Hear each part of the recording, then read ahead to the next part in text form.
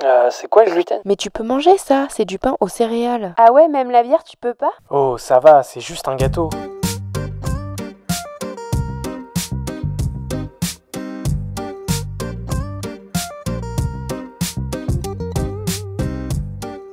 Bienvenue dans le Gloomy Club.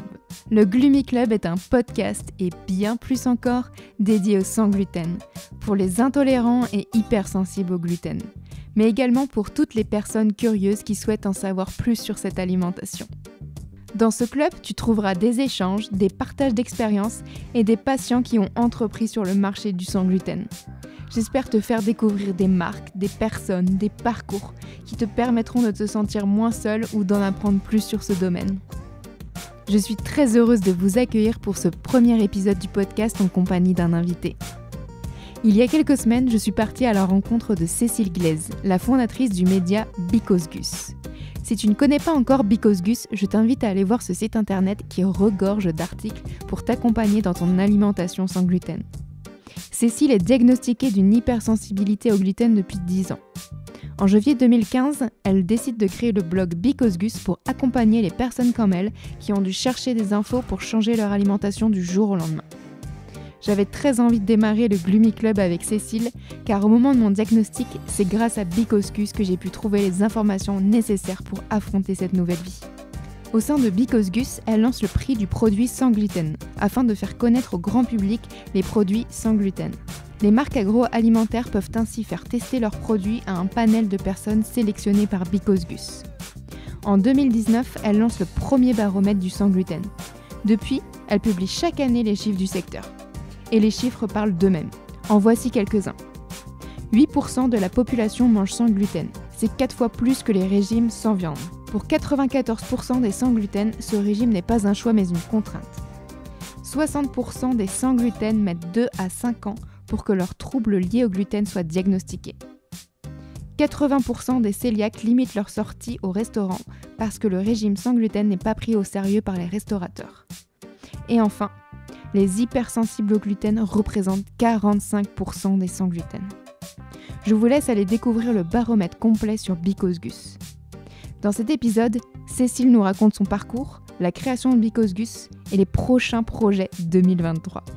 Je vous laisse à ma conversation avec Cécile et je vous souhaite à tous une très belle écoute. Eh bien, merci Cécile d'accepter l'invitation sur le Gloomy Club. Merci. Alors toi, tu es hypersensible au gluten, tu es la créatrice du média Because Gus, tu as créé le premier baromètre du sans gluten et le prix du produit sans gluten de l'année. C'est ça. C'est tout bon. Le podcast va se dérouler sur 3 thématiques, donc ton diagnostic, le média et la partie Gloomy Party. Du coup, pour revenir un peu à ton diagnostic, comment ça s'est passé, toi, justement, le diagnostic de l'hypersensibilité au gluten ? Alors, ça a été assez long parce qu'en fait, j'ai toujours eu, depuis que je suis petite, mal au ventre, des problèmes de digestion. Mais voilà, ça va toujours être mis sur le compte du stress, l'anxiété, voilà. Mais il y avait quand même un truc, c'est qu'on ne digérait pas le pain. Enfin, on savait que si on ne voulait pas avoir mal au ventre dans la famille, il ne fallait pas manger de pain.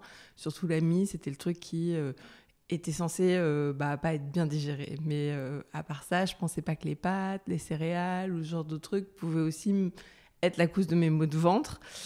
Et puis plus je grandissais, plus ça s'empirait et ça devenait handicapant et je m'interdisais certaines activités, je faisais pas certains trucs ou alors je me disais, enfin ouais, c'était assez handicapant au quotidien. Et puis finalement en 2013, un énième gastro-entérologue que j'ai consulté, je lui pose la question parce que j'avais rencontré quelqu'un qui m'avait parlé du sans gluten, de sa cousine qui était cœliaque et tout ça.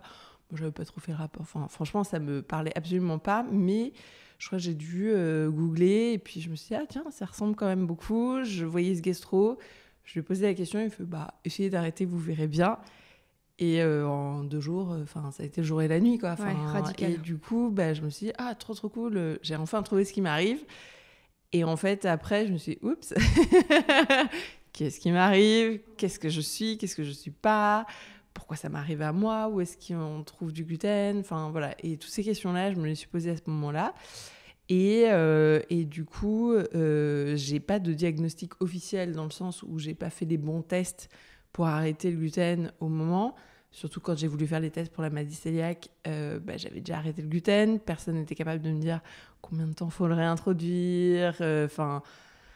Et du coup, je tombe, je pense, effectivement dans la catégorie des hypersensibles au gluten. Et donc, du coup, j'ai pas de reconnaissance officielle. Mais voilà, je mange sans gluten comme une cœliaque depuis 2013. Donc, depuis presque 10 ans maintenant. Ça passe vite. Ouais, ça passe très, très, très vite. Et justement, toi, quand tu as été diagnostiquée, entre guillemets, en 2013, comment tu as fait pour trouver les infos ? Et c'est là où j'ai galéré. Ouais. Parce c'était un peu un moment où on commençait à vachement parler du sans gluten et ça devenait un peu un sujet à la mode. Mais d'accord. C'était pas encore un truc à la mode, mais on commençait à en parler. Et en fait, on voyait un peu tout et n'importe quoi. Il y avait soit un discours très radical de c'est le sans gluten, il n'y a que les cœliaques, c'est que les vrais malades. Et si vous n'êtes pas cœliaque, sortez de là, vous n'avez rien à voir. Et le problème, c'est que j'étais peut-être pas cœliaque, je savais pas. Et de l'autre côté, il y avait un peu des gourous de l'alimentation qui se posaient en disant le gluten, c'est la pire des choses, il faut l'arrêter, on ne doit plus manger de gluten, plein d'autres remèdes et tout ça. Et je me retrouvais ni dans cette position-là, ni dans l'autre. Et du coup, je me disais, mais il y a peut-être des infos intermédiaires, je ne suis pas une mode. Je ne veux pas, je ne jette pas le bébé et l'eau du bain parce qu'il y avait ce truc de arrêter de manger du gluten, mais aussi arrêter de rejeter toute la médecine. Et j'arrivais pas à trouver un peu la voie intermédiaire. Et donc, du coup, je me suis dit, il y a plein de gens et j'ai rencontré plein de gens dans ce même cas-là, qui avaient galéré à trouver des infos pour le diagnostic, qui n'avaient pas un diagnostic posé officiellement, qui ne savaient pas où aller manger sans gluten, ce qui se faisait dans le sans gluten. Et du coup, c'est comme ça que Because Gus est né, en janvier 2015.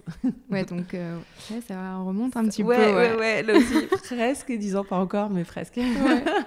Et justement, donc toi, c'est vraiment venu par ton besoin de créer le média. Et justement, tu as créé le média sur un site internet. Au départ, donc il n'y avait peut-être pas de réseaux sociaux. Si, dès le départ. Tout de suite, Facebook, Instagram, ça existait à l'époque, et Twitter, tout existait à l'époque. Et en fait, c'est par les réseaux sociaux que j'ai interrogé aussi beaucoup de monde, que j'ai organisé plein d'interviews avec des gens, en fait, pour les rencontrer, comprendre qu'est-ce qui leur manquait et tout ça. Et à la base, moi, je m'étais dit, tiens, j'ai découvert les produits sans gluten en magasin bio. J'ai découvert les magasins bio parce que je n'y allais pas du tout à l'époque. Et du coup, je m'étais dit, oh là là, on est à la préhistoire du marketing là-dessus. Et moi qui venais de là, je me suis dit, wouhou, il y a des choses à faire. Il y a des choses à faire. Et puis, et du coup, en fait, à la base, je m'étais dit plutôt développer ma marque ou mon magasin. Et finalement, c'est en parlant beaucoup avec les sans gluten que, en fait, il existait des trucs, mais on ne savait pas ce qui existait ou ce qui n'existait plus ou ce qui était dispo ou qu'est-ce qui se faisait. Et donc, du coup, c'est plutôt le site qui s'est imposé en première partie. Et je me disais, je pourrais toujours me lancer ma marque après, derrière, ou mon lieu. Et finalement, il n'y a que le site qui est... Pour le moment, on ne sait pas. Voilà, peut-être que pour les 10 ans, je lancerai mon produit. Ou voilà. C'est ça. Mais ouais, du coup, à la base, c'était plutôt... J'avais autre chose en tête et ça s'est imposé parce que c'était le besoin, en fait, qu'il y avait à ce moment-là et qui reste encore présent. Et les gens me disent encore... grâce à vous, j'ai su ça ou j'ai eu besoin de ça et j'ai eu la réponse sur votre site. Donc c'est cool. Ouais, c'est devenu un peu le média de référence sur le sans gluten. Moi, dès que j'ai eu mon diagnostic, c'est le premier site sur lequel je suis tombée. J'ai trouvé les produits que je devais acheter, pas acheter. Là, tu as plein de mots qui arrivent où tu dis, oula, qu'est-ce que ça veut dire ? Il y a les articles qui expliquent, c'est très bien fait. Ouais, c'est un peu... là, je suis en train de rédiger, donc Scoop, un livre qui paraîtra en mai 2023. Chouette. Et pour aider les parents qui ont un enfant sans gluten. Et en fait, j'ai fait aussi des entretiens avec eux pour comprendre leurs problématiques plus spécifiques. Et c'est fou. En fait, quand tu arrives dans le monde du sans gluten, ça te tombe dessus. Les gens imaginent toujours que c'est un choix qu'on a décidé, que du coup, c'est quelque chose comme un engagement. Et du coup, on connaît tout. Et voilà. Et en fait, c'est plutôt... non, on apprend, on nous dit... tiens, c'est le sans gluten, ou vous êtes cœliaque, ou ça.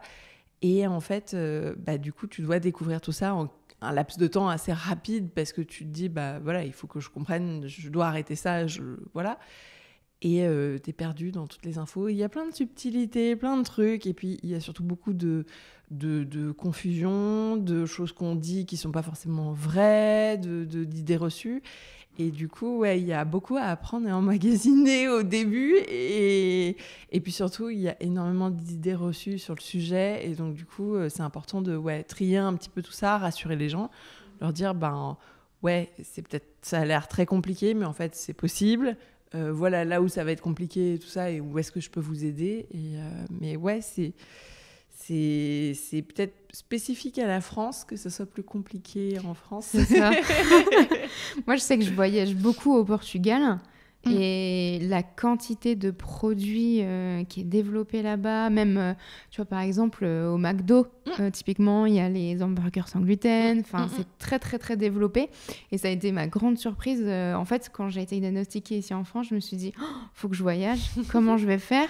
À deux doigts, tu sais, de remplir une deuxième valise de plein de produits, de dire, c'est bon, j'aurai un truc avec moi. Et finalement, je me suis rendu compte qu'il y avait plein de choses. C'est plus facile. En fait, la France est, je crois, un des pays les plus en retard sur le sans gluten. Quand on va à Londres, quand on va en Espagne et en Italie, c'est des destinations où pourtant les gens me disent « Ah, l'Italie, ça va être trop galère ». Non, au contraire, c'est des destinations qui sont hyper gluten-free friendly. Et du coup, en fait, ils ont des associations aussi de cœliaques qui font beaucoup de travail auprès des restaurateurs. Ils ont, j'ai oublié, j'ai plus les chiffres, mais je les ai demandés cet été, je leur ai demandé aux associations, et ils ont, je crois pour l'Italie, c'était plus de 20 000 familles, pour l'Angleterre, c'était 65 000 adhérents, et pour l'Espagne, 32 000 adhérents. Donc voilà, c'est des énormes associations qui font un travail vraiment de fond depuis plusieurs années, et du coup, il y a une sensibilisation là, des acteurs de tout l'agroalimentaire, bien sûr, mais aussi de la restauration. Et du coup, il y a beaucoup de choses qui sont faites pour les sans gluten, et c'est tellement plus facile de vivre sans gluten là-bas. Donc, il y a un énorme travail de notre côté, mais il y a aussi, je pense, un côté plus... nous, il y a ce truc de si tu manges différemment, si tu dis que c'est vécu comme du communautarisme. Et le communautarisme, c'est vraiment un gros mot en France, alors que c'est pas du communautarisme, c'est pas un choix, c'est pas vouloir changer les habitudes de tous les autres pour que tout le monde s'adapte à nous, c'est plutôt comment je fais pour venir à table. J'ai cette contrainte, je peux pas manger, c'est pas un choix. Et comment je peux manger avec vous, comment je fais, et voilà. Mais parce qu'on l'a beaucoup abordé sous l'angle de la mode, et d'un régime miracle, et voilà, du coup on voit que ce côté-là, et du coup les gens qui mangent sans gluten sont très peu considérés, ou on ne prend pas en considération leur choix, et pourtant c'est 8% de la population, alors que les véganes ça va être 2% de la population, donc on est 4 fois plus, mais on est beaucoup moins considérés ou pris au sérieux, et c'est fou. Donc voilà, il y a, je pense, tous ces petits trucs-là qui font que c'est des blocages. Mais tant qu'on n'aura pas fait ce travail de fond, d'éducation et tout ça, on restera un pays à la traîne. Ouais. Et toi, tu as vu une différence justement au moment où tu as été diagnostiquée en 2013 et aujourd'hui, 2022, en termes de produits ou même de restauration ? Ouais, en termes de produits, clairement, parce que franchement, les packs, même juste les packs, ça faisait vraiment pas rêver, quoi. C'était vraiment des trucs, c'était des codes couleurs pour gens malades, quoi. C'était très médical. Ouais. Même si ça se voulait un petit peu sympa, ça restait très médical, quoi. C'était pas attirant. Et même les produits étaient pas forcément incroyables. Et il n'y avait pas un choix incroyable, ça c'est clair que... Et ça a vraiment boomé. Et puis il y a eu un peu un écrémage et puis surtout, au début, c'était que en magasin bio. Et c'est arrivé en magasin, au supermarché. Et donc, du coup, en fait, la distribution était... à partir de... Ça devait être vers 2016, quelque chose comme ça. En fait, tous les supermarchés du coin avaient au moins un truc de pâte sans gluten, un pain, une cracotte, le minimum syndical pour qu'on puisse se débrouiller. Pas forcément bon, mais au moins, quand on est en galère. Voilà. T'as ça, tu sais, au G20 du coin, ou au Franprix du coin, ce qui, 2-3 ans plus tôt, n'était pas du tout le cas. Et donc ça, c'était cool. Après, du coup, il y a eu aussi des marques qui ont disparu, des références qui ont été supprimées, parce que c'était moins un marché porteur. En fait, le gâteau pouvait plus grossir, ou grossissait plus autant, et il y avait quand même beaucoup d'acteurs sur le marché. Donc voilà, ça s'est un peu écrémé, et c'est vrai qu'on a vu moins de marques dans les rayons, et c'était un petit peu moins la priorité des distributeurs qui se disaient « ça y est, la mode est partie ». Alors que les consos sont toujours là, et voilà, on consomme toujours sans gluten. Donc voilà, il y a beaucoup de changements. Pareil pour les restos, il y a eu à un moment une grosse vague avec plein de trucs sans gluten. Mais quand on dit sans gluten, là du coup, pour la restauration, c'est un peu différent dans le sens où c'était pas des 100% sans gluten. Donc il y a beaucoup d'endroits qui se sont lancés en disant « moi je fais du sans gluten, mais voilà, ça va être un sandwich ou une salade » et qui se lançaient là-dessus en se disant « c'est bon, je vais attirer les sans gluten » et puis voilà. Il y a eu aussi beaucoup de trucs pour les sans gluten qui se sont lancés. Et là, on a plusieurs boulangeries sans gluten à Paris, dans plein de villes. Il y a plein de trucs qui ont ouvert, mais malheureusement, comme tout commerce, au bout de 2-3 ans, tu as plein de trucs qui ferment et qui se rouvrent et qui ferment. Donc, c'est le cycle normal des entreprises. Mais oui, il y a eu un boom. Clairement, il y a eu un boom. Il y a vachement plus de trucs maintenant un peu partout. Ça manque encore, il y a plein d'endroits où ça manque, bien sûr, et je le vois tous les jours, des gens qui me disent « vous connaissez pas des trucs là, ici ou là ». Il y a aussi surtout beaucoup de trucs qui sont lancés en ligne et que les gens peuvent commander maintenant et qui sont très bien. Donc voilà, il y a plein de solutions qui se mettent en place et ça, voilà, comparé à il y a même 10 ans ou 30 ans, j'imagine que ça n'a rien à voir. Mais non, ça se développe et il y a plein de choses qui sont faites. Il manque le McDo, le Burger King, enfin les fast-food. On va faire une pétition. Il y en a eu plusieurs qui se sont lancés, mais ils sont très durs à approcher et je ne connais pas des gens là-bas et j'ai essayé pendant longtemps. Autre chose que j'ai vu, c'était un petit changement quand même dans les mentalités une fois que le baromètre a été publié. C'est vrai ? Ouais, parce qu'on avait les chiffres. Et du coup, en s'appuyant sur des chiffres, c'était plus facile de dire, regardez en fait la réalité versus l'idée reçue en fait. Et pour dire combien de personnes mangent sans gluten en France, la part de l'effet de mode parmi les sans gluten. Et ça, du coup, quand même, voilà, ça, j'ai vu un petit changement. Mais il y a toujours ce truc de oui, mais bon, c'est un effet mode comme. Enfin, il y a toujours ce réflexe de se raccrocher à. On a tellement parlé que forcément ça existe, l'effet de mode, et forcément c'est quelque chose. Donc voilà, il y a encore un peu de travail à faire. Il y a beaucoup de travail. Et du coup, toi, le média, c'est devenu ton activité principale maintenant. Ouais, bien sûr, depuis le début. Depuis le début depuis le lancement, en fait. Ouais. C'est super, ça. C'est pour ça qu'il y a autant d'articles qui nous permettent, tu vois, de nous orienter. Et toi, il y a eu un impact ou pas sur ta vie sociale, justement, ce changement d'alimentation ? Et au début, oui. Parce que, en fait, comme tout le monde au début, et ça, c'était les 3/4 des sans gluten me le disaient à chaque fois, t'as un moment où tu sais pas. Alors, peut-être qu'aujourd'hui, avec Because Gus, ce temps serait réduit. Je sais pas. Mais t'as toujours ce truc de. Au début, t'es pas bien, tu sais qu'est-ce qui te rend pas bien et t'as peur de faire des écarts. Et en fait, du coup, t'as peur d'aller au resto, t'as peur d'aller chez les gens. Ouais, exactement. Tu te dis, est-ce que j'ai envie de faire ça ? Enfin, voilà. Et en fait, au début, t'as un peu cette phase de repli où tu retrouves tes marques aussi chez toi, à recuisiner, à apprendre des trucs. Et donc, du coup, socialement, c'est vrai que après, j'ai eu de la chance. J'avais des potes qui m'aimaient bien cuisiner. C'était au moment où Top Chef, ces trucs-là se lançaient. Donc, c'était attends, je vais lancer un défi, on va faire ça, machin. Donc voilà, la cuisine était en vogue, enfin, ils aimaient bien cuisiner, donc c'était cool. Mais c'est vrai que, socialement, ça peut avoir un impact, surtout si autour de toi, il y a des gens qui te disent non, mais c'est n'importe quoi, ou arrête de chipoter, ou voilà. Et je sais qu'encore aujourd'hui, moi, j'ai encore du mal à parfois assumer ou à mettre le truc sur la table, à dire voilà, je suis sans gluten, parce que j'ai pas envie que ça soit un sujet en soi, qu'on en parle et tout pendant des heures. Et puis j'ai pas envie de compliquer la vie aux gens et en même temps faut quand même que je trouve une solution mais voilà, enfin je trouve que globalement les gens sont plutôt ouverts et sympas C'est plus, on va dire, au resto où ça va être plus compliqué, on va dire. Mais chez les gens, en général, les gens sont assez compréhensifs et ils trouvent des solutions, voilà, posent des questions. Ça peut devenir un jeu un peu fun, justement, de trouver une nouvelle recette avec des choses qu'on n'a pas l'habitude de cuisiner, justement. Ouais, de tester des trucs différents. Et puis, les gens... Et c'est rigolo parce qu'à chaque fois que je fais tester un truc sans gluten, les gens me disent « Ah, mais c'est bon !» Ouais.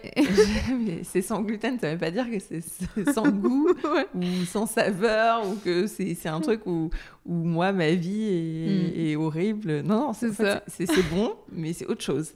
Moi, c'est la phrase que j'entends le plus quand faudrait que j'essaye de le dire après, tu vois. Ouais. Mais quand je leur fais goûter à des amis en disant c'est sans gluten, goûte, et ils me disent ah, tu vois, si tu me l'avais pas dit, je ne l'aurais pas su. C'est la phrase qui revient à chaque fois. Je dis, c'est fou. Ouais, non, c'est fou. Et les gens ont tellement d'a priori là-dessus. Mais parce que, et on en parlait aussi, je sais plus trop quand c'était, je pense qu'en fait, les gens sont restés bloqués sur le truc pas bon qu'ils ont goûté une fois. Et ils imaginent que c'est ça. C'est que ça. Alors oui, il y a des pâtes, par exemple, si tu prends les pâtes de maïs, 100% maïs, oui, c'est pas bon, ça n'a pas une bonne texture, ça ressemble pas à des pâtes, ça n'a pas le même goût, et c'est pas intéressant. Mais du coup, ils vont... Ou le pain vraiment bas de gamme qui s'effrite ou qui est pas bon, qui a pas de goût. Oui, il y a des trucs très bas de gamme qui sont vraiment pas bons, mais ça veut pas dire que tout le sans gluten est comme ça. Mais les gens s'arrêtent à ça et disent « Ah non, le sans gluten, c'est plus cher, c'est vraiment pas bon, c'est horrible ». Mais c'est comme si on me disait les pâtes les plus bas de gamme, c'est les pâtes. C'est ça. C'est ça, les pâtes. C'est ça, les pâtes d'Italie. Non. Et non, voilà. Donc en fait, il y a un gros a priori. Et ça, en fait, j'en parlais, c'était pendant la rédaction du bouquin, justement cet été, avec plusieurs chefs, parce que je leur demandais, d'où vient cette image mauvaise du sans gluten. Et du coup, ils me disaient, c'est un peu ce truc de... Tu goûtes un truc pas bon et en fait, tu restes sur ton a priori. Et si tu fais goûter à l'aveugle et que tu dis pas que c'est sans gluten, là, les gens le goûtent sans a priori. Ils font pas de comparaison. Ils se disent, ah tiens, c'est bon. Et puis après, tu rajoutes le petit truc, en fait, c'était sans gluten. Et là, les gens se disent, ah bon, ok, cool. Mais dans l'autre sens, c'est plus dur parce qu'il y a beaucoup d'a priori. Donc, voilà. Et donc, sur Because Gus, qu'est-ce qu'on peut trouver comme type d'article ? Alors, on peut trouver de tout. Il y a une première section qui est quoi de neuf avec tout ce qui est actualité. Et donc, ça va du lancement d'une marque ou plein de choses, tout ce qui peut se passer sur le sans gluten. Il y a une section, et puis du coup, des concours, par exemple, on en organise plein avec des marques. Il y a aussi une section où il y a toutes les questions que les gens se posent, des questions médicales. Qu'est-ce que la maladie cœliaque ? Qu'est-ce que l'hypersensibilité au gluten ? Et est-ce qu'on parle d'allergie, d'intolérance ? Quels sont les tests à faire ? Enfin voilà, il y a un peu toute la partie, est-ce que c'est génétique ou pas ? Enfin voilà. Et puis, il y a toute la partie adresse aussi, où un peu partout dans le monde, jusqu'au Japon, où est-ce qu'on peut manger sans gluten ? Et du coup, en précisant bien, est-ce que c'est un lieu 100% sans gluten ou un lieu qui a des options sans gluten ? Et dans ce cas aussi, j'indique bien qu'est-ce qui est fait ou pas fait pour recevoir les sans gluten. Et globalement, il y a un peu toutes ces informations-là. Et puis, on peut retrouver aussi les chiffres du baromètre, et puis les grands rendez-vous, comme le prix du produit sans gluten, ou les journées de la maladie cœliaque qui ont lieu en mai. Voilà. Et justement, la liste des restaurants qui sont référencés sur Because Gus, c'est des choses que toi, tu as testées, que d'autres personnes t'ont donné comme nom. Alors, je ne les teste pas personnellement, parce que sinon, il faudrait que je parcours la France et ça me coûterait un bras, déjà. Et tu je mangerais pas tout le temps. Et je n'ai pas ce budget-là, malheureusement, pour... si je veux aller tester les adresses à Perpignan, il faut que je prenne un train, un hôtel. C'est bête, mais les gens n'imaginent pas la logistique derrière. Exactement. Donc, je pars du déclaratif. J'appelle ou j'envoie des mails ou je demande aux personnes qui ont ce lieu-là, est-ce que votre lieu est sans gluten ? Qu'est-ce que vous faites pour les sans gluten ? Tout ça. Et je précise donc ce qu'ils m'ont dit dans la fiche, mais je ne les teste pas. Et aussi, la volonté, en fait, c'était de dire, si je me limitais à que ce que moi, je vais tester, ce que j'aime bien ou ce qui me plaît, ou voilà... En fait, là, le but, c'est vraiment... Enfin, tout le but du site, c'est de libérer le quotidien des intolérants, c'est la tagline. C'est vraiment de simplifier la vie. Donc, en fait, quand on n'a pas 36 000 choix, c'est pas... Je me place pas comme le fooding où ça va être, moi, mes adresses préférées. C'est plus, voilà, il y a toutes ces adresses-là. Après, vous allez chercher selon votre envie, selon ce qui est ouvert. Peut-être en semaine, il n'y aura pas tous les trucs qui sont ouverts. Et puis, où est-ce que vous avez envie d'aller, tout ça. Enfin, ou la contrainte des traces, quoi. Donc, du coup, je laisse ce choix-là aux gens. Et par contre, je ne suis pas certificatrice ou voilà. Enfin, c'est du déclaratif. Et du coup, les gens m'envoient souvent des mails pour me dire telle adresse a fermé ou telle adresse ne propose plus qu'un plat, alors qu'avant ils ont... Et du coup, ça marche aussi beaucoup avec les échanges de la communauté qui me tiennent au courant parce que j'ai, je crois, plus de 500 restaurants sur le site. Et c'est dur de traquer tu tout. m'étonnes. En plus, avant, je mettais les horaires d'ouverture et fermeture, mais là, avec la pandémie, j'ai dit stop, je mets plus Faudrait ça. faire, tu sais, un bus tour Bigos Gus vers toutes les adresses. C'est bien galère. Et vu que je suis seule à gérer tout ça, en fait, ça devient un truc impossible à gérer. Donc voilà, c'est pas parfait, mais voilà, il faut toujours vérifier et redemander. Mais en tout cas, ça aide à aiguiller et dire, voilà, dans telle ville, il y avait tel endroit, en tout cas, proposait et à voir. Mais il faut toujours revérifier. Malheureusement, ça va vite. Voilà. C'est normal. Et donc, tu en parlais tout à l'heure. Tu as créé le concours du produit sans gluten. Oui, le prix du produit sans gluten. Et donc, comment tu as eu l'idée de créer ce concours ? Et alors, du coup, en fait, c'était un peu... Il y a des prix qui existent dans la grande conso, et voilà. Et il n'y avait rien, c'est vrai, dans le sans gluten. Et je m'étais dit, voilà, les gens... on a envie que ça avance, qu'il y ait des trucs qui se fassent dans le sans gluten et du coup pour créer une petite émulation, pour que les gens sachent aussi ce que les marques font aussi au quotidien, sur quoi ils réfléchissent et tout. J'ai créé Esprit et du coup en fait il y a plusieurs catégories et ça permet aux marques de présenter et que ce soit des grandes marques industrielles vendues en grande surface ou en magasin bio ou des plus petites marques artisanales de participer. Et il y a plein de critères et il n'y a pas que les gros qui gagnent, au contraire il y a souvent un mix artisan et grandes marques et ça permet de faire découvrir plein de choses sur le sans gluten. Et en fait c'est aussi une façon de communiquer, de dire il se passe des trucs dans le sans gluten, regardez, et au-delà des sans gluten, et de dire moi je peux aller voir du coup plusieurs journalistes et leur dire voilà, regardez, telle marque a gagné tel prix, ça a été reconnu. Et il y a un jury de sans gluten que je sélectionne parmi des gens qui candidatent et tout ça pour que ça soit représentatif des sans gluten.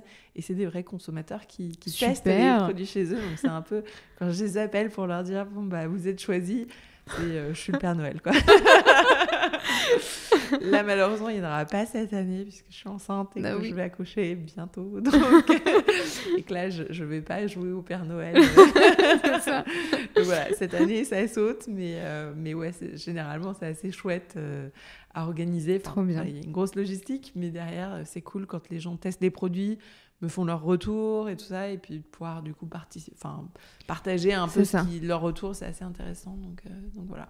Super. Et du coup, tu as eu des retours des marques, des plus petites marques en tout cas, sur le sujet, en disant que ça leur permettait d'avoir un peu plus de visibilité. Ouais, carrément. En fait, ça fait découvrir leurs produits, ils n'ont pas forcément des budgets de communication incroyables, donc du coup aussi ça leur permet de se faire connaître, et que des gens puissent aussi tester leurs produits et leur faire des retours sur leurs produits, parce que ça, c'est encore une autre étape des études, avoir les retours des consommateurs.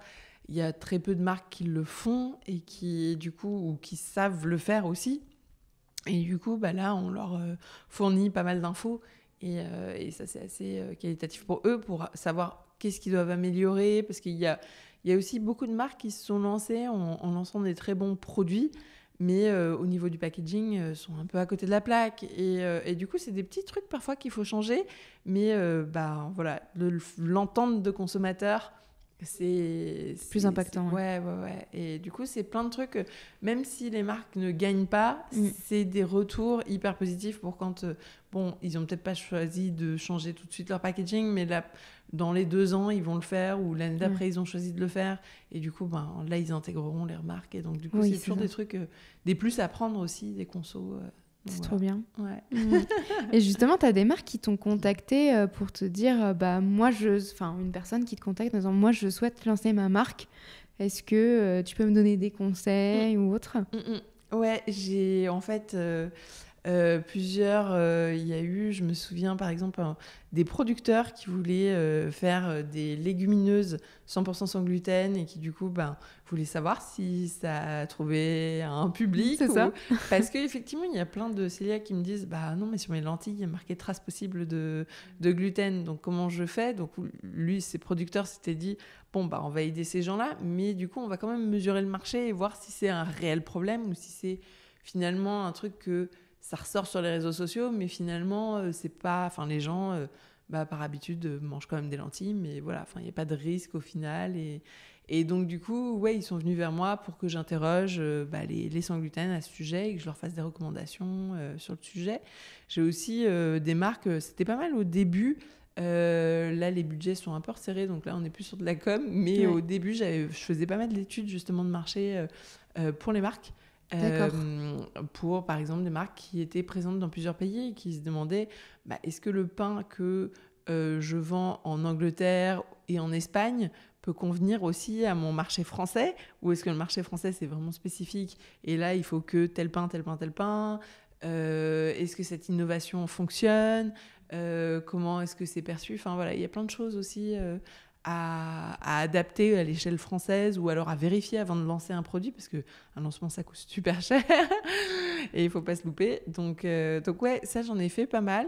Là c'est vrai un petit peu moins, mais parce que aussi le marché est un peu ralenti dans le sens où il n'y avait plus une croissance du gâteau et donc du coup il y a quelques marques qui sont restées, mais du coup moi derrière j'ai lancé le baromètre qui me permet d'avoir énormément d'infos sur le marché, sur les consommateurs, les attentes du consommateur.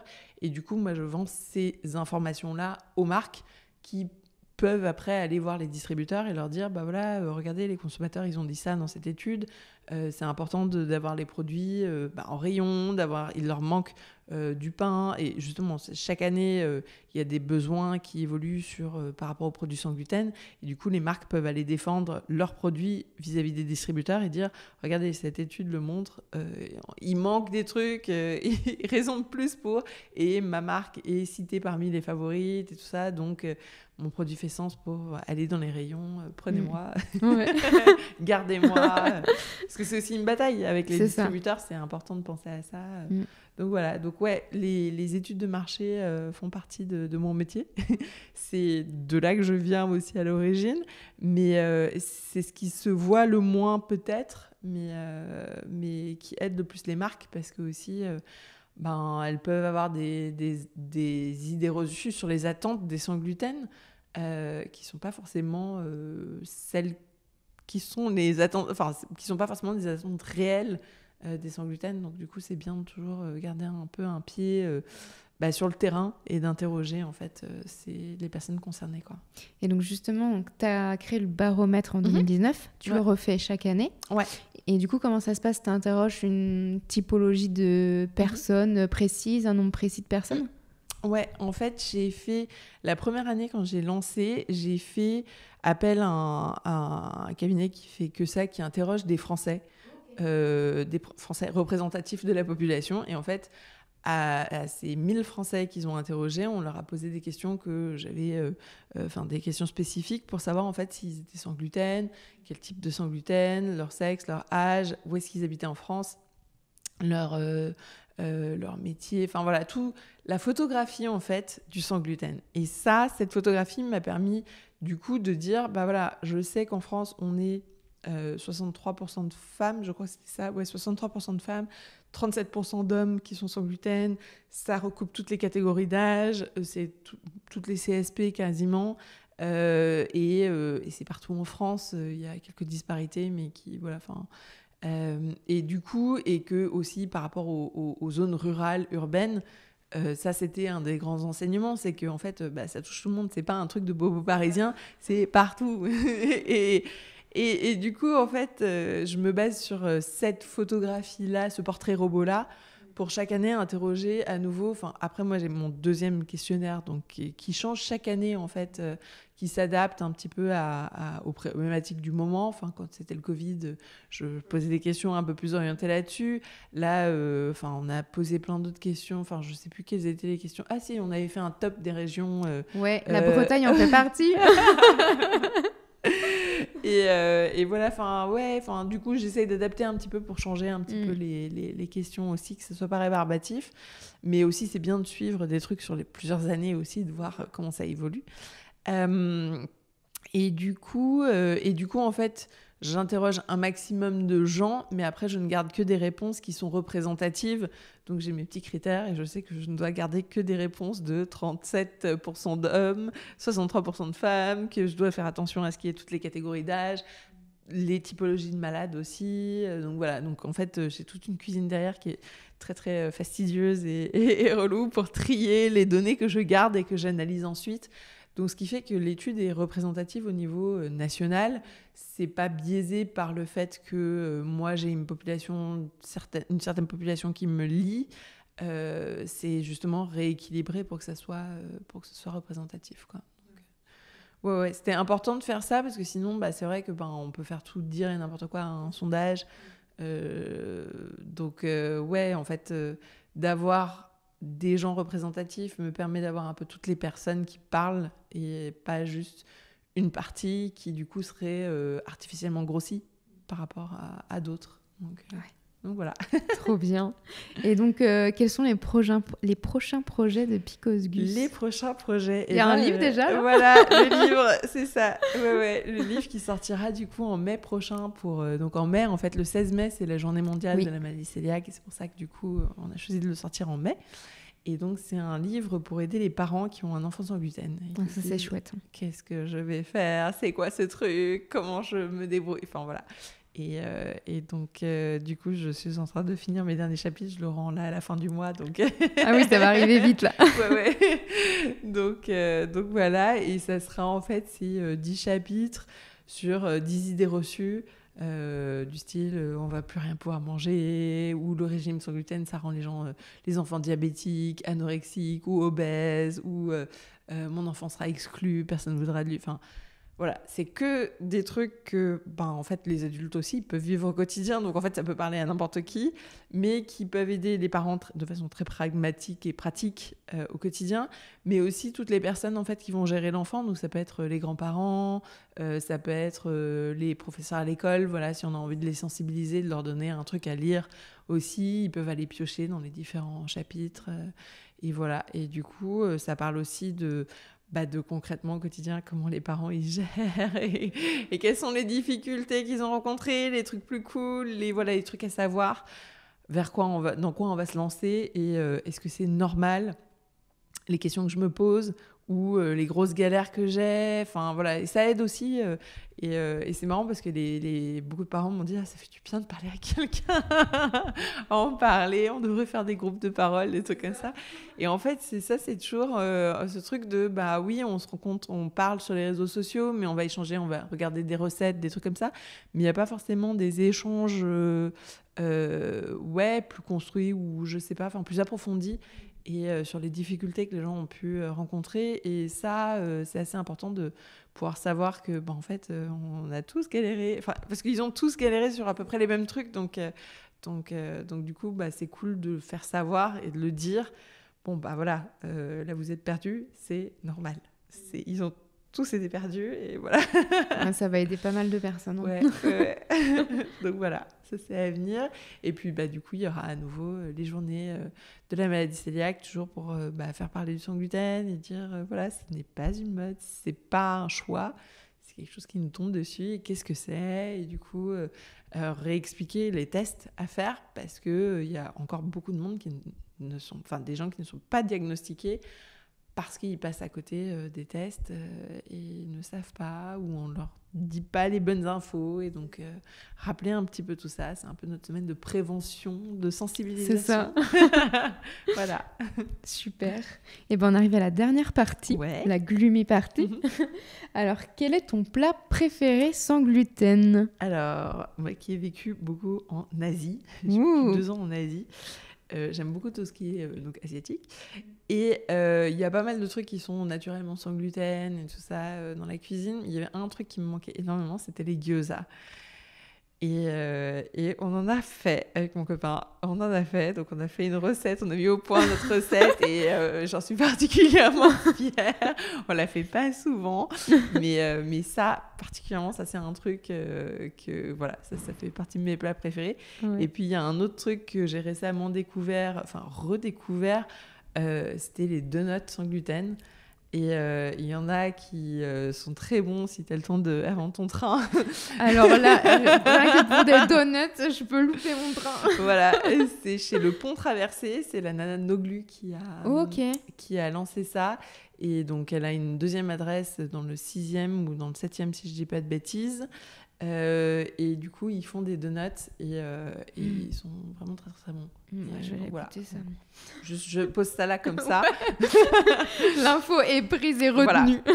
Voilà. Et donc en sucré ou en salé, c'est les 2 trucs qui me... Autant je n'étais pas forcément une fan de donuts, mais alors là, j'ai découvert ces donuts et j'avoue qu'ils sont vraiment pas mal. Donc, super. Je me note ça, je vais aller visiter tout ça. Ton compte Insta préféré sur le sans gluten ? Alors là, je suis partie sur quelque chose de pas français parce que c'est bien. Il y a tellement de comptes Insta qui sont très très cool et que je connais, et c'est plein de nanas que je connais. Et je pense que je les ai beaucoup cités sur d'autres podcasts ou articles. Donc là, je me suis dit, tiens, quel autre compte je pourrais citer ? Et j'ai repéré en fait K pour Catherine. Et en fait, c'est une nana qui est à Montréal et ses filles sont sans gluten. Et du coup, elle a mis au point plein de recettes. Elle a Trop chouette. Plein de choses. C'est des recettes assez simples et les photos sont magnifiques. Ça donne envie de tout faire. Donc voilà, ça c'est si les gens se demandaient, en fait, le sans gluten, c'est blas, c'est pas cool, tout ça. Il suffit d'aller sur son compte Insta pour voir que non, c'est très chouette. Et je connaissais pas, je vais aller voir tout ça. Et la dernière question, du coup, c'était quel est ton restaurant préféré ? Alors, mon restaurant préféré, je me suis notée, parce que je me suis fait une petite liste. Je me suis notée pour le pain. Alors, Chambellan reste mon chouchou. C'est le chouchou, je crois, de toutes les personnes qui vivent à Paris. Je pense que c'était une des premières boulangeries. C'était pas la première boulangerie, mais c'était la première boulangerie qui faisait du vrai bon pain, en fait, sans gluten. Il y a aussi Copain là, qui a ouvert il y a pas longtemps et qui est vraiment pas mal au niveau des viennoiseries. Ils font des trucs vraiment pas mal. Et puis, il y a un petit resto sans gluten qui paye pas trop de mine, pas loin de chez moi, près de la place de Clichy, qui s'appelle la Scuderia del Mulino, qui fait des pizzas sans gluten. Et en fait, elles sont vraiment très, très bonnes, très fines. Et elles sont vraiment très bonnes. Donc, voilà. Je me note ça. Plusieurs adresses, pas un resto. Je fais à chaque fois 3-4 trucs. Mais tu fais bien. Mais voilà, non, c'est une chouette adresse. Et même, mon copain me dit parfois, en fait, leurs pizzas sans gluten sont limite meilleures que les pizzas normales. Donc, lui, ça ne le dérange absolument pas. On prend 2 pizzas pour nous en version sans gluten et ça lui va très bien. Trop bien. Tu vois, je vais me faire une journée où je vais faire que manger dans Paris. Le tour des restos. Et merci beaucoup, Cécile. Merci pour l'invitation.